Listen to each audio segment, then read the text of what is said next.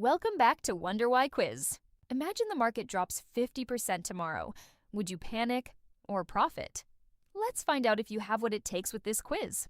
Before starting, please subscribe to Wonder Why Quiz channel for more exciting quizzes. Let's start with the easy round. First question. Global indexes drop 8% overnight. What is your immediate step? Pause, review strategy, and avoid emotional decisions. Sell high-risk holdings before market open, or read forums to decide buying or selling.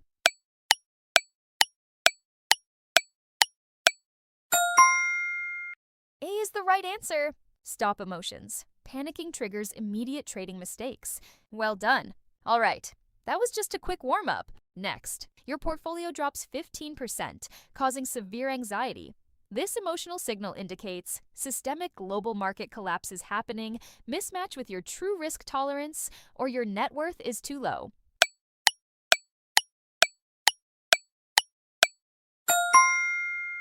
You got it! It's mismatch with your true risk tolerance. Bull markets hide your true emotional risk limits. Next, which asset is generally considered safest during a market crash? Short-term sovereign treasury bills, large-cap commercial technology stocks, or physical commercial real estate property?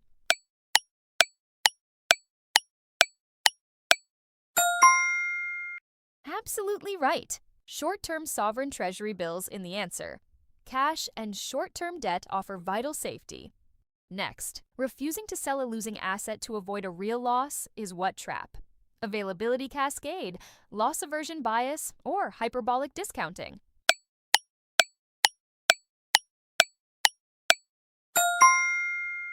You got that correctly! It's loss aversion bias. Loss aversion makes you hold dead assets. Next, an index dropping 20% or more from its peak officially enters what? A standard micro correction, a technical liquidity crunch, or a bear market?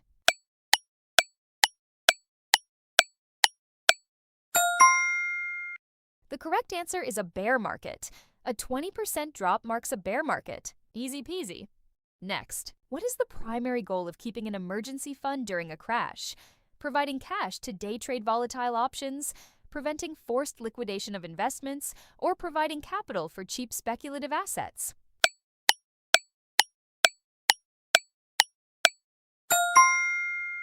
You nailed it! B is the correct answer. Emergency funds prevent selling at the bottom. Next, investing a fixed monthly sum into index funds regardless of market conditions is dollar cost averaging, momentum trend trading, or capital layering strategy?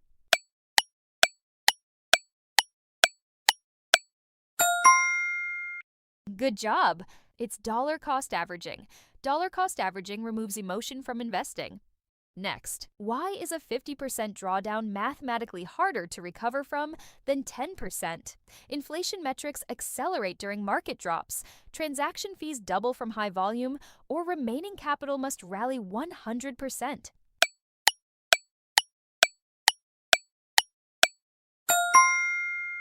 It's C. Did you get it? A 50% loss requires a 100% gain. Next, a severe crash caused by an unpredictable, high-impact systemic event is a black swan event, a gray rhino phase, or a Minsky moment shift?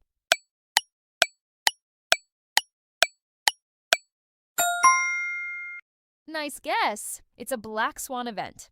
Black swans are unpredictable, high-impact events. Next, high portfolio margin greatly increases the risk of pro rata penalty corporate tax tiers, an involuntary margin call liquidation, or a fixed regulatory liquidity lockup phase.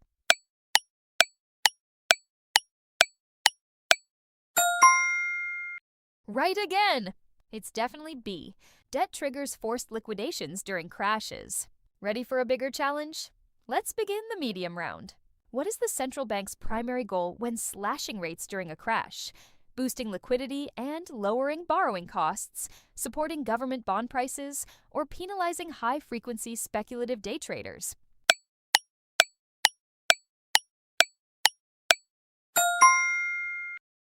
It's A. Lower rates boost system-wide liquidity quickly. Awesome! Next, which metric measures a stock's volatility relative to the broader market?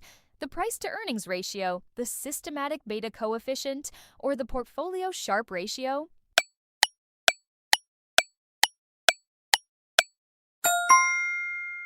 Sweet victory! The answer is the systematic beta coefficient. Beta measures relative individual stock volatility. Let's keep going.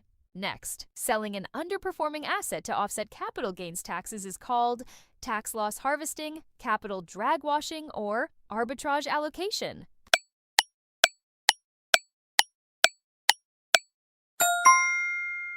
Nice work! Tax loss harvesting is the right answer. Harvesting losses legally lowers your tax bill. Next, a temporary price rally during a prolonged bear market is a golden cross signal, dead cat bounce, or liquidity spillover.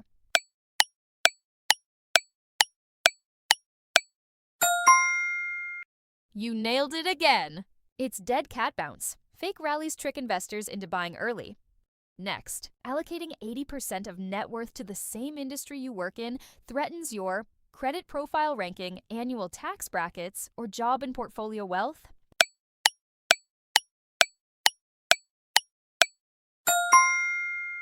Awesome possum! C is the correct answer. Sector concentration risks both job and wealth. Are you ready for the next one?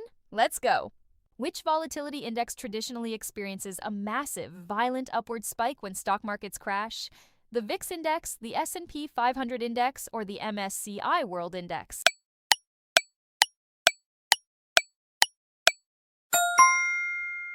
It's the VIX index. The VIX spikes during market panics. You're so good! Next, believing a stock must rally because it dropped 10 straight days is sunk cost fallacy, hot hand fallacy, or gambler's fallacy.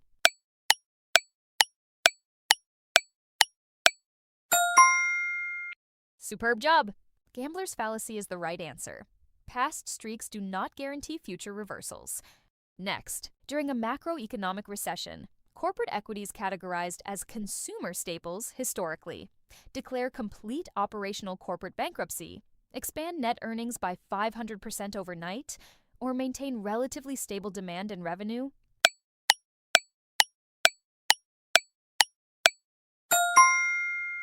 Yep, it's C. Consumer staples provide steady defensive revenue. Did you guess it? Next, what crash phase features peak retail panic and exhausted selling? The resistance barrier, the distribution window, or market capitulation?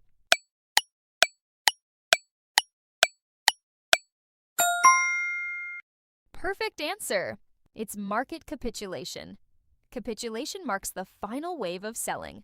Next, crashing right before your planned retirement presents what critical threat? Sequence of returns risk, capital drag variance, or liquidity maturity trap?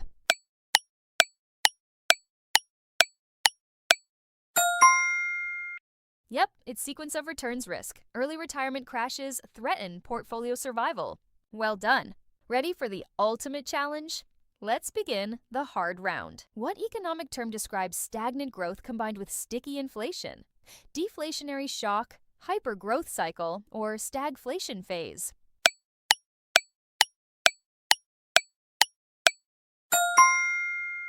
Absolutely right. It's stagflation phase. Stagflation combines stagnant growth with sticky inflation. Next, which metric measures a portfolio's risk-adjusted return? The PE multiplier, the beta factor, or the Sharpe ratio?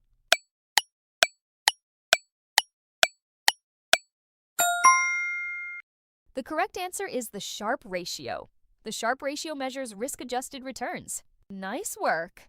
Next, during a credit freeze, banks stop lending to each other due to spikes in systemic asset velocity, counterparty default risk, or regional inflation indexes.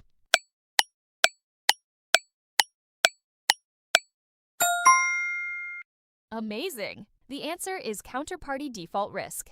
Counterparty risk triggers interbank lending freezes.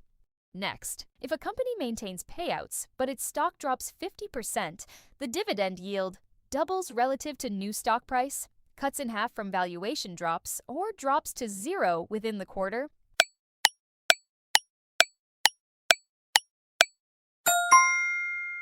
You got that correctly! The answer is A. Dropping stock prices mathematically double dividend yields. Let's keep going. A sudden asset price collapse caused by the end of a credit boom is known as Minsky moment phase, supply-side disruption tier, or Keynesian multiplier shift.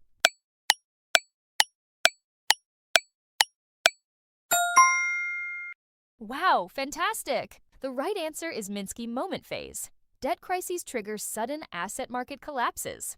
Next, investing strictly in low-debt firms with high capital returns targets which defense, speculative growth metrics, high short-term momentum, or strong balance sheets.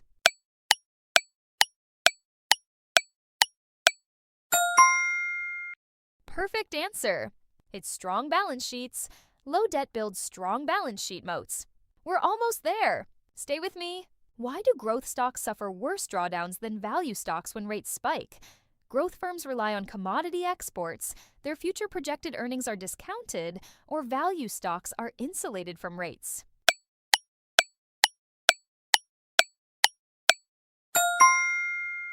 You got it! It's B. High rates heavily discount future growth earnings. Next, which metric measures a firm's capacity to clear short-term liabilities with liquid assets? The price-to-book multiplier, the quick ratio, or the debt-to-equity leverage?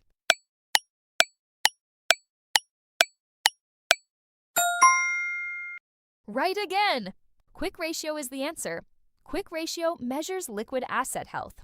Next, during a severe deflationary crash, the purchasing power of cash plummets to zero from supply velocity, increases significantly relative to assets, or tracks identical to industrial metal indexes.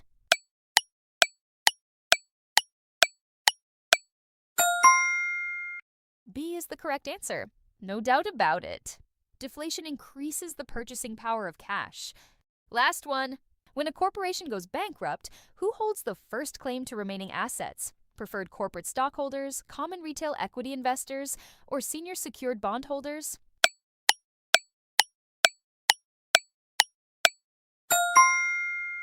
It's senior secured bondholders. Secured bondholders hold first claim during bankruptcy. You're so good! How many questions did you get right? Share your score in the comments. Pick up your next challenge, and don't forget to like and subscribe.